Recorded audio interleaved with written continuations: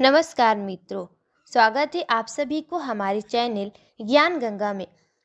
आज की वीडियो में हम जानेंगे मोक्षदा एकादशी व्रत की कथा। महाराज युधिष्ठिर ने कहा, हे भगवान, आप तीनों लोकों के स्वामी, सबको सुख देने वाले और जगत के पति हैं। मैं आपको नमस्कार करता हूँ। हे देव, आप सबके हितैषी में, अतः मेरे संशय को दूर कर मुझे बताइए कि मार्गशीर्ष एकादशी का क्या नाम है। उस दिन कौन से देवता का पूजन किया जाता है और उसकी क्या विधि है, कृपया मुझे बताएं। भक्तवत्सल भगवान श्री कृष्ण कहने लगे कि धर्मराज, तुमने बड़ा ही उत्तम प्रश्न किया है।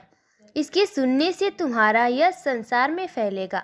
मार्गशीर्ष शुक्ल एकादशी अनेक पापों को नष्ट करने वाली है। इसका नाम मोक्षदा एकादशी है। इस दिन दामोदर भगवान की धूप दीप नैवेद्य आदि से भक्ति पूर्वक पूजा करनी चाहिए। अब इस समय में मैं एक पुराणों की कथा कहता हूँ। गोकुल नाम के नगर में वैखानस नामक राजा राज्य करता था। उसके राज्य में चारों वेदों के ज्ञाता ब्राह्मण रहते थे। वह राजा अपनी प्रजा का पुत्रवत पालन करता था। एक बार रात्रि में राजा ने एक स्वप्न देखा कि उसके पिता नरक में है। उसे बड़ा आश्चर्य हुआ। प्रातः वह विद्वान ब्राह्मणों के पास गया और अपना स्वप्न सुनाया। कहा, मैंने अपने पिता को नरक में कष्ट उठाते देखा है। उन्होंने मुझसे कहा कि हे पुत्र, मैं नरक में पड़ा हूँ, यहाँ से तुम मुझे मुक्त कराओ। जब से मैंने यह वचन सुने हैं तब से मैं बहुत बेचैन हूँ। चित्त में बड़ी अशांति हो रही है। मुझे इस राज्य, धन, पुत्र, स्त्री, हाथी, घोड़े आदि में कुछ भी सुख प्रतीत नहीं होता। क्या करूँ? राजा ने कहा कि हे ब्राह्मण देवताओं, इस दुख के कारण मेरा सारा शरीर जल रहा है। अब आप कृपा करके कोई तप, दान, व्रत आदि ऐसा उपाय बताइए जिससे मेरे पिता को मुक्ति मिल जाए। उस पुत्र का जीवन व्यर्थ है जो अपने माता पिता का उद्धार ना कर सके। एक उत्तम पुत्र जो अपने माता पिता तथा पूर्वजों का उद्धार करता है, वह 1000 मूर्ख पुत्रों से अच्छा है।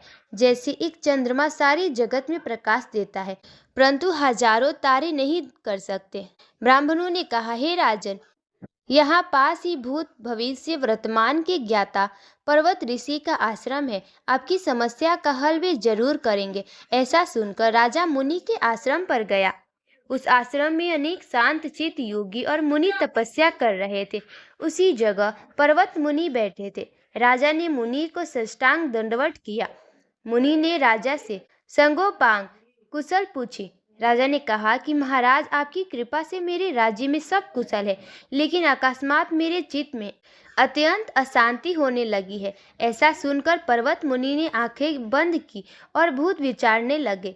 फिर बोले, हे राजन, मैंने योग के बल से तुम्हारे पिता को कुकर्मों को जान लिया है। उन्होंने पूर्व जन्म में कामातुर होकर एक पत्नी को रति दी, किंतु सौत के कहने पर दूसरे पत्नी को ऋतुदान मांगने पर भी नहीं दिया।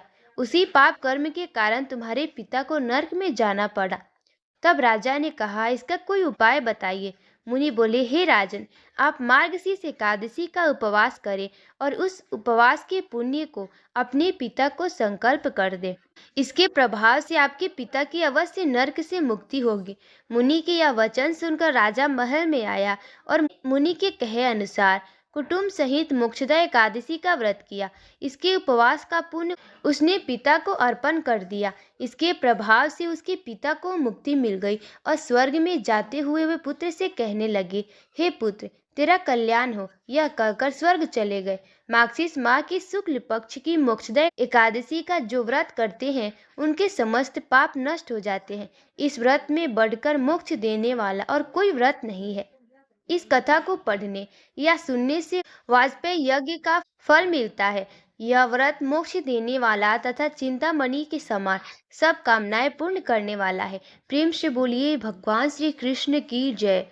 अगर कहानी अच्छी लगी हो तो हमारे वीडियो को लाइक कीजिएगा और चैनल को सब्सक्राइब करना ना भूलिएगा। धन्यवाद।